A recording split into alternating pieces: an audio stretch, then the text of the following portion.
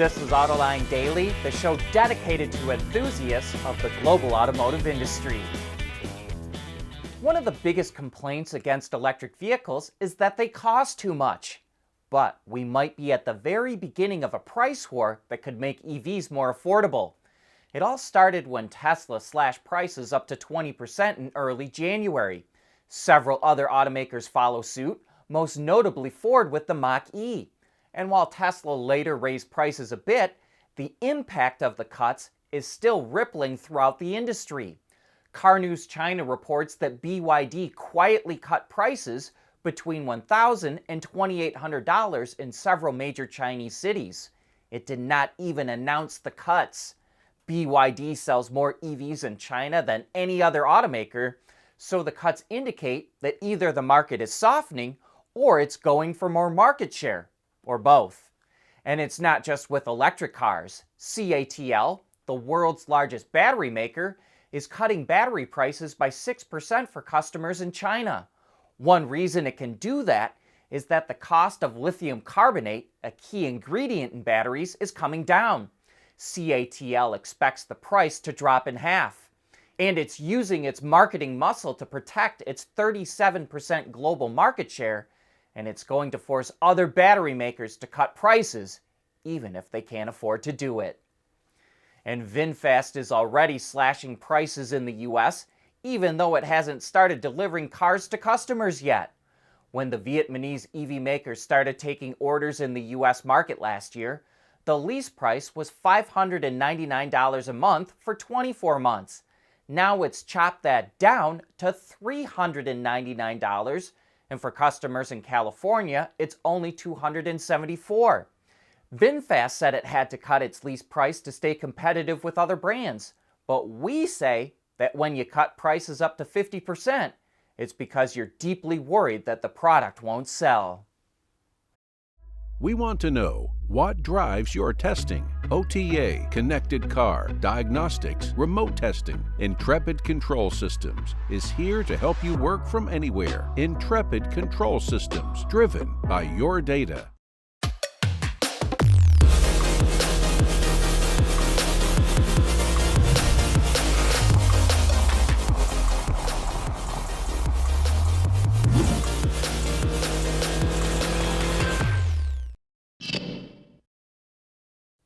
As we reported last week, Wuling only makes about $22 in profit for every mini EV that it sells. So it's coming out with more upscale entry-level EVs. And we think its new Bingo hatchback is pretty clever too. First, it put its money in the right places. The Bingo has decent styling, the interior is simple, but it has good-looking materials and surface finishes, and a big high-res display screen. Wuling also made clever use of its available space.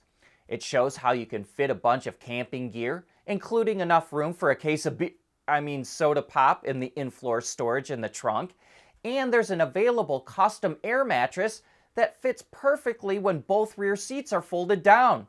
The Bingo features either a 41 or 68 horsepower electric motor, roughly 200 or 330 kilometers, or 125 or 200 miles of range, and a price between $10,000 and $14,000.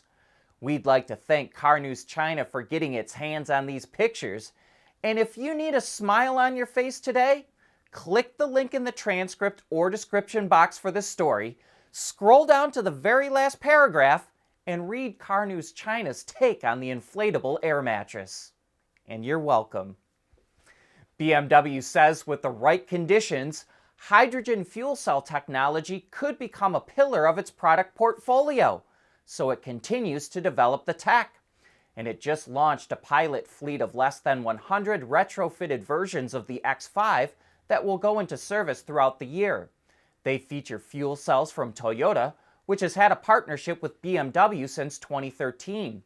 The fuel cells generate a continuous output of 125 kilowatts, while the EV drive unit produces a total of 295 kilowatts or 401 horsepower. The vehicle holds 6 kilograms of hydrogen on a full tank, which is about the same as the Hyundai Nexo.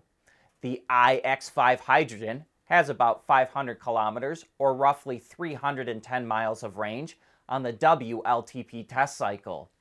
While BMW sees potential in fuel cells, it has tiptoed along while it waits for those right conditions. The iX5 Hydrogen was first shown in 2019, initial prototypes came in 2021, and now it's getting to these fleet tests. But it's not just BMW and Toyota developing fuel cells. Hyundai is too, and it's also looking at something that's a little more fun. Last year it showed off the Envision 74 concept.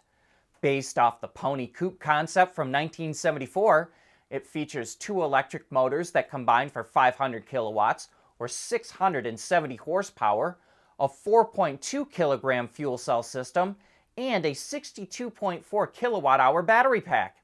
And the VP of brand management at Hyundai's N Division said his quote, "personal wish is to produce this vehicle."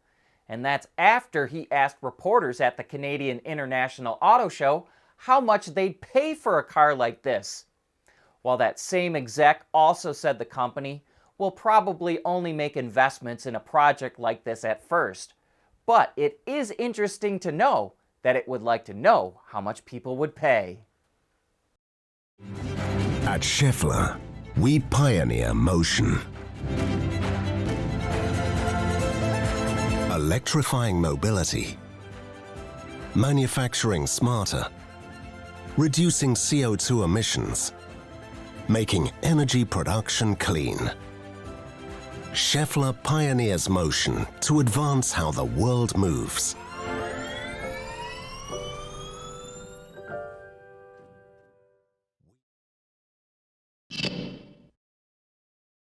It may have started out slow, but Tesla is really cranking up production at its plant in Berlin. It's now producing 4,000 Model Ys per week, and that's 3 weeks ahead of schedule. In October, it was making 2,000 cars a week. In December, that jumped to 3,000. Now it's running at 4,000, and by the end of June, it will be at 5,000. The plant was tooled for a maximum capacity of 500,000 vehicles a year, which is about 10,000 a week. Meanwhile, Tesla's plant in Shanghai is now producing 20,000 vehicles a week, including 13,000 Model Ys and 7,000 Model 3s. One of the arguments against electric cars is that one day all those used batteries will be an environmental nightmare. But that ignores the fact that battery recycling is coming on fast. And the Canadian battery recycler Li-Cycle just got a $375 million loan from the U.S. Department of Energy to build a recycling facility in Rochester, New York.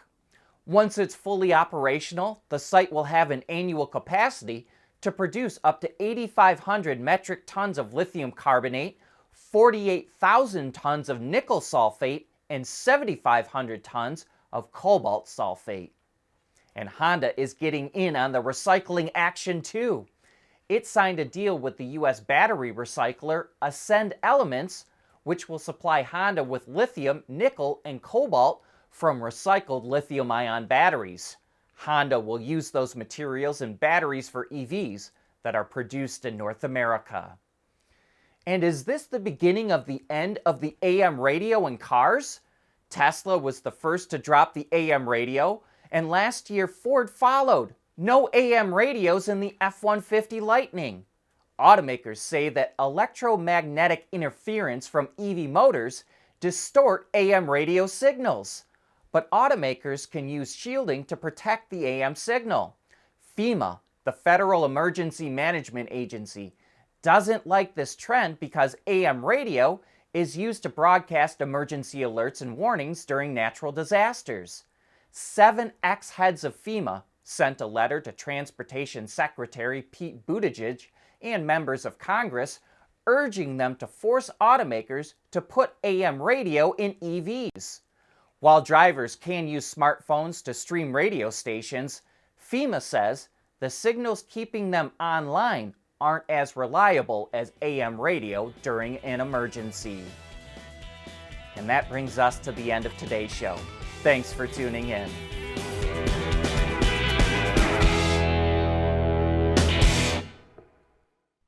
Autoline Daily is brought to you by Bridgestone, solutions for your journey. Intrepid Control Systems, over-the-air engineering, boost your game. And by Scheffler, we pioneer motion.